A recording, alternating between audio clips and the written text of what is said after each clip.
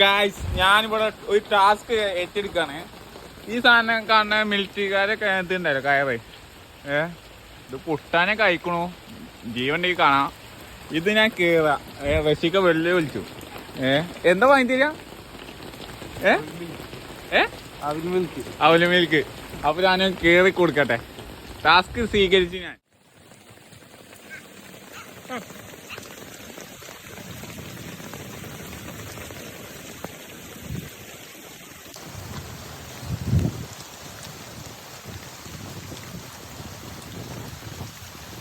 നേരെ പിടിച്ചോ.